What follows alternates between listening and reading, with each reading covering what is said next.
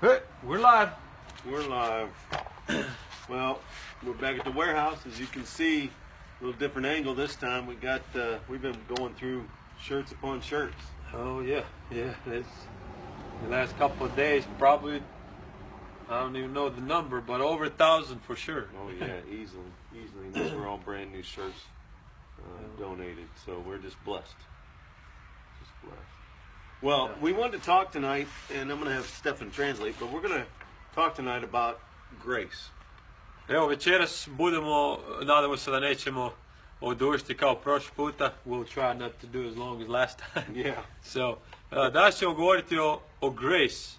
U hrvatskom rječniku, naime, to bi bilo prevedeno kao milost, ali zapravo milost ili mercy i grace su drugačija stvar. Tako da je pod grace, ono što sam ja našao, možda ćete vidjeti naći bolji prijevod, je nešto kao čestitost ili bit čestit. I just explained it. I didn't find the word in a dictionary when I was looking for. That doesn't mean some of you won't find it, but so far I didn't find any word for grace. Because grace in Croatian language, yeah. Grace and mercy in Croatian is milost, is mercy, but we kind of use it for grace and mercy. You know, and I think that kind of is what we're going to talk about. You know, trying to figure out the difference between mercy and grace. And even us in America have trouble kind of distinguishing between the two.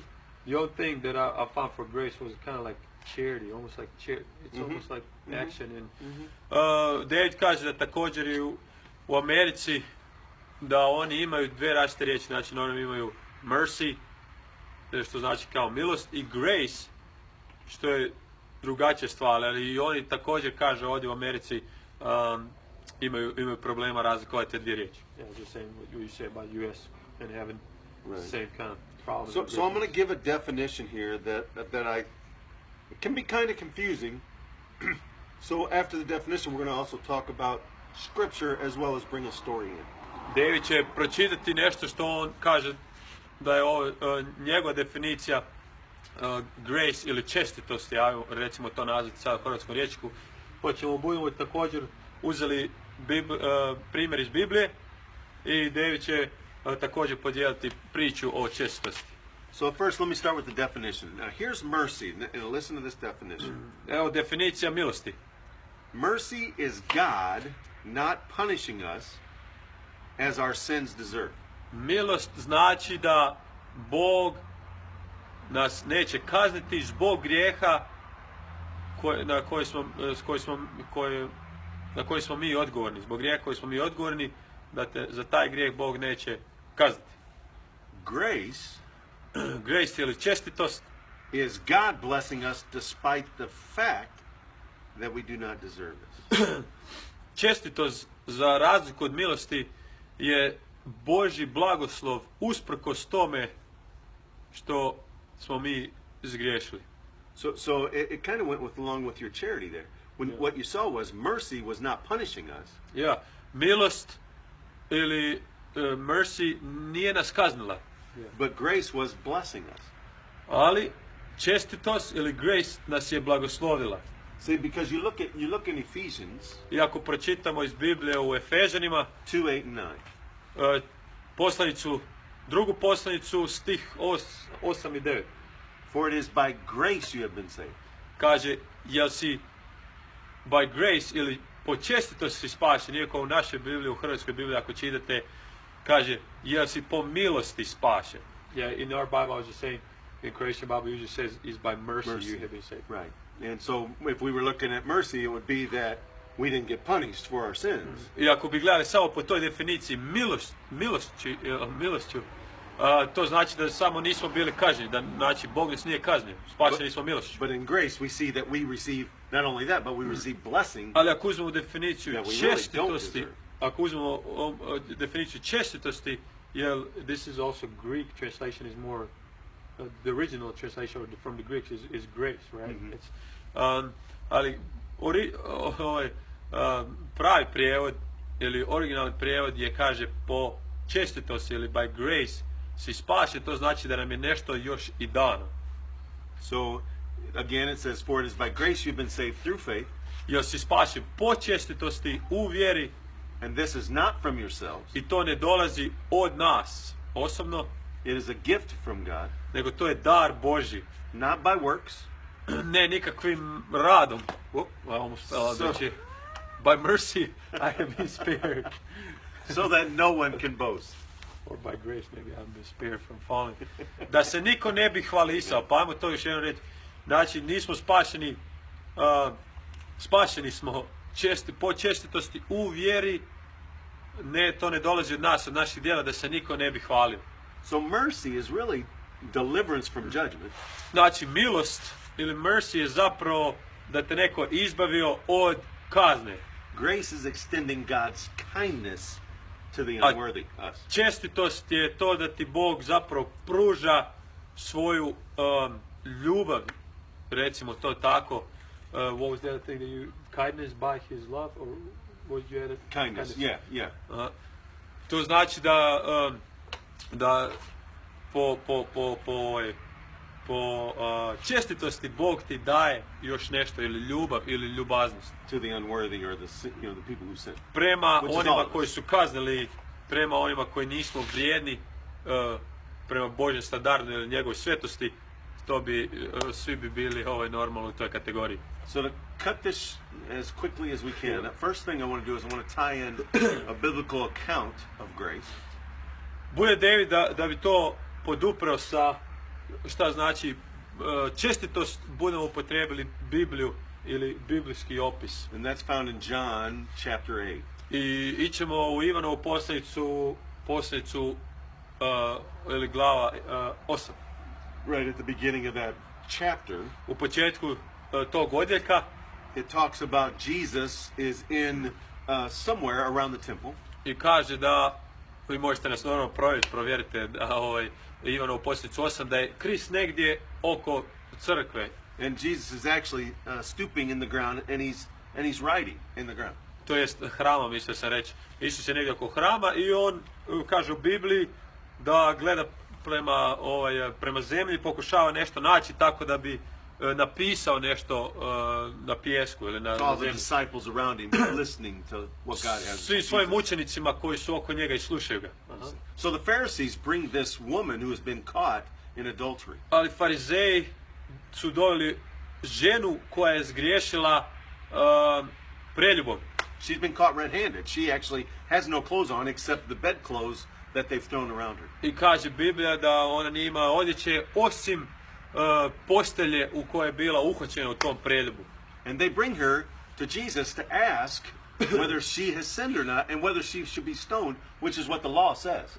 I ti farizeji je dovedu ispred Krista i kažu, ok, Kriste, evo, ova žena je očito zgriješila, da vidimo šta ćeš ti reći i koja je tvoja kazna prema toj ženi, jer po našem zakonu mi znamo da ona treba biti kamenovana, which is to be stoned. Right, yeah. So they ask Jesus, should this woman not be stoned because of what she's done? I pitaju Krista, ok, Isuse, pa šta ne bi ona sad trebala biti kamenovana, jer to što zakon nam kaže, tog se držimo. And so Jesus stands and says to them, yes, you are correct, but ye who has never sinned, ye who has not sinned, cast the first stone. Ali Kriste ustane, mislim, pogleda prema njima i kaže, da, upravo si, normalno, da, treba biti kamenovana, ali evo, ti koji nisi izgriješio, ili bilo tko ovdje koji nije izgriješio, ti uzmi prvi kamen. So what he was doing is making them evaluate their own lives. Ali ono što je Krist želio napraviti, ne da se samo pravi pametan, ja bi to rekao tako, nego samo je želio da oni sami analiziraju svoj život i pogledaju svoj život. And I think in the reality we all have sinned, so they had to start kind of evaluating of saying, ooh, wait a second. And so what happened was Jesus began to stoop down and write again. Ali svi mi znao da smo zgriješili, tako i ovi farizeji, svi ti ljudi koji su čuli i kada su analizirali svoj život, vjerojatno su to iskužili, pa nisam ja bez grijeha, i zato je Krist počeo crtati nešto ili pisati po zemlji. And this crowd that had gathered, all with stones in their hand, ready to kill her. I svi ova raja, recimo tak ekipa, koja je htjela kamenovati tu ženu, je imala već kamen u ruci. One by one began to dropped their I jedan stones. po jedan su normalno odbacili walk te away. kamenje i odmakli su se od te žene, od Krista. Until there was no one left. Dok nitko više nije ostao Except this ispred njih. woman and Osim Jesus. Krista i žene. Jesus stands up Isus se ustane and asks her, i pita ženu, where are those who were here to condemn you gdje to su die? svi ovi šta te osuđuju? They left, she said. Ona kaže, pa otišli su, He gospodine. says, I also do not condemn you to die. A Krist kaže, ni ja te ne osuđujem. So go and leave your life of sin. Stoga sada idi i ostavi taj svoj život grijeha. Now, she had a choice. We don't know from the story what happened after this. Da, mi naravno ne znamo, Biblija nam ne govori šta se dalje desilo s tom ženom. Znači ona je imala izbor.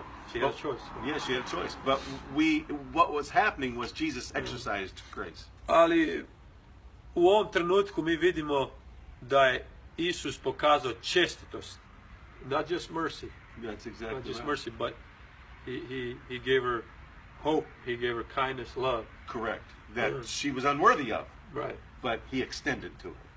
I to je ono što ona nije zaslužila, recimo, i tu ljubav i ljubaznost, ali je dobila od Which Krista. is what he does for me and you. To je ono što Krist radi tebi, što radi i meni. And you don't know Svima nama. what this was the only time you ever get recorded where Jesus ever wrote anything. I to je, kaže David, da je jedno mjesto u Bibliji, to možete i provjeriti ako želite, da je jedno mjesto gdje je Krist zapravo nešto pisao po zemlji, ili pisao točka. And it doesn't record what he said, what it said. I Biblija ne kaže što je on to napisao. But I can only imagine that what it said in the dirt was grace starts here.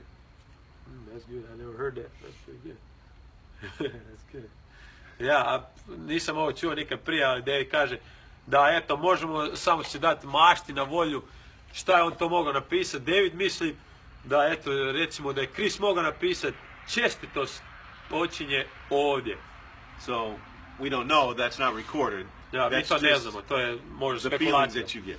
Da, takav neki osjećaj kad vidiš ovu situaciju. Oh, that's a big mosquito. Sorry, in Texas mosquitoes are... No, it was a mosquito. It ain't. Now, what I want to do is I want to relay that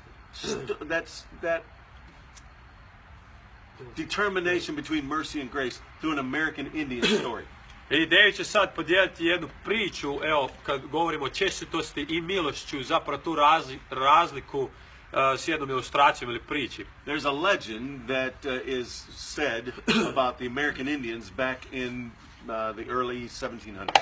Postoji legenda, kaže David, o Indijcima ovdje, ili Indijancima, oprostite, u Americi iz 1700? Yeah, something like that.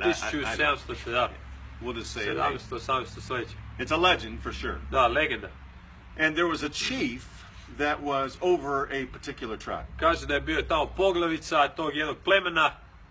And because there was a drought, there was starvation that was starting to happen, that people didn't have enough food. Pošto je bila suša, ljudi su normalno počeli ogladniti jer nije bilo dovoljno hrane.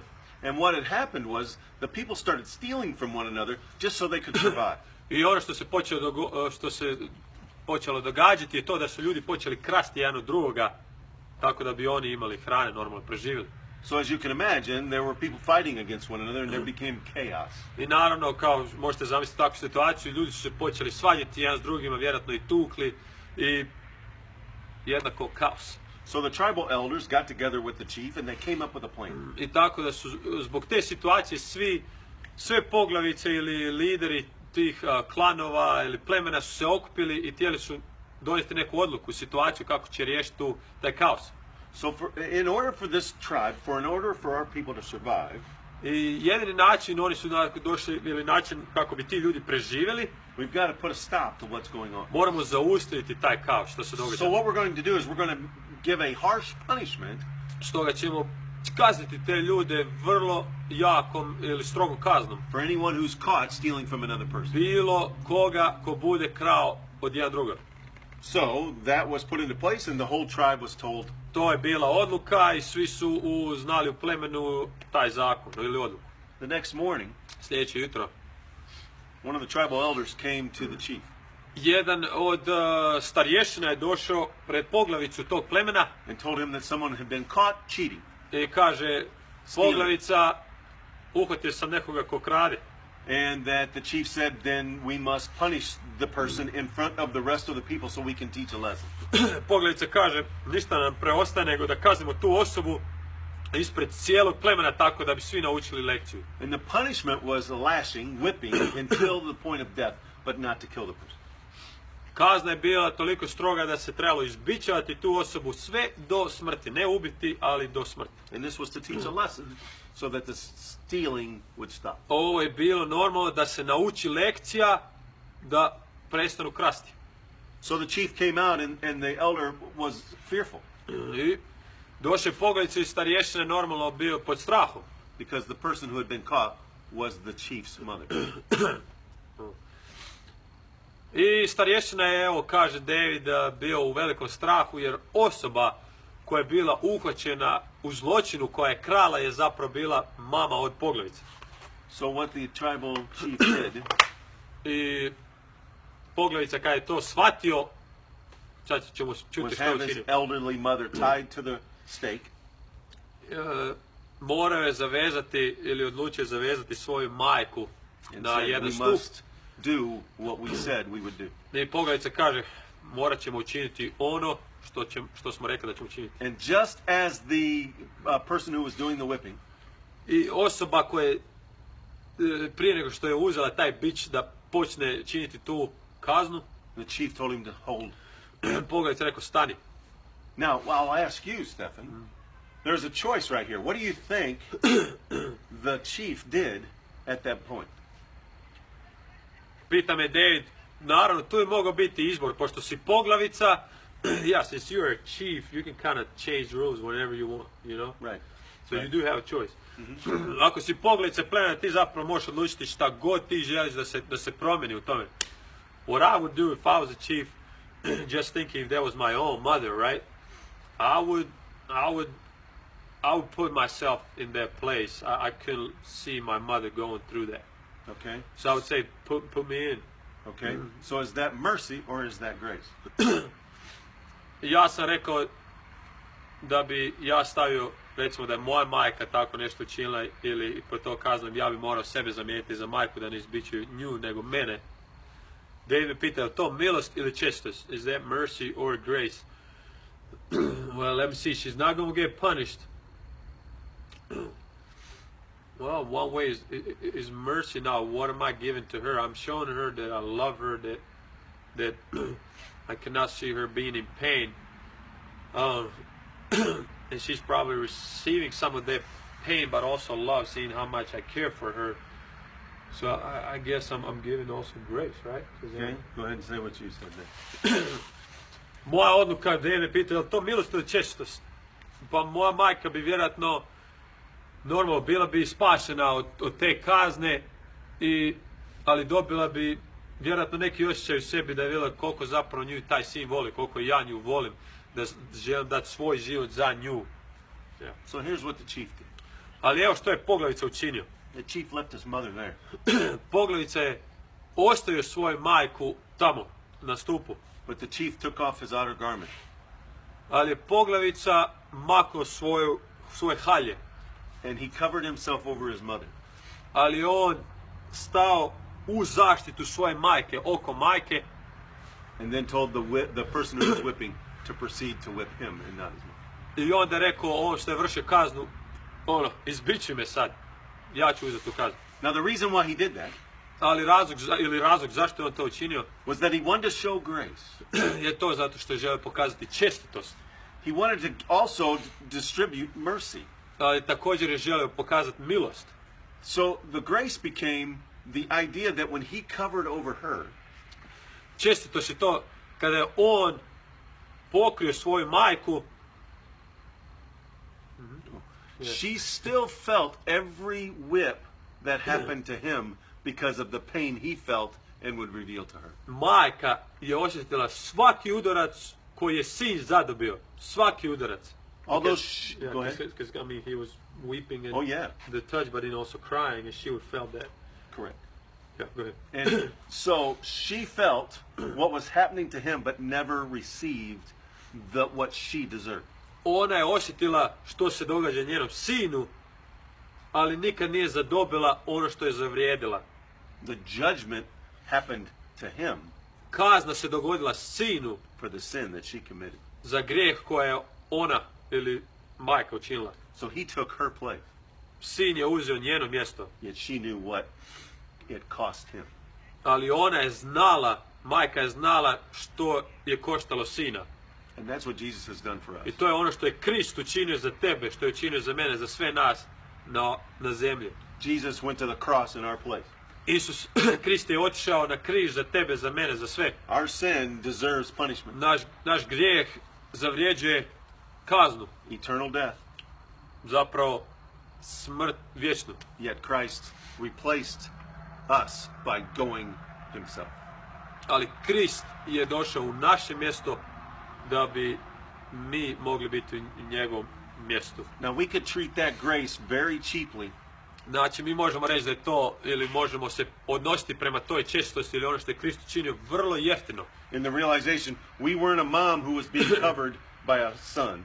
To da mi nismo ta majka gdje nas je Krist pokrio. Then we're thankful and we say, oh, well, we're saved because we believe in Jesus. Oh, so we are the mother, right? Right. We're saying, But we weren't Right. if we treat it with cheap grace. right. I mi možemo reći, pa dobro, da, Krist je umro za mene, hvala mu, svaka mu čast. Because costly grace is what Jesus did for us.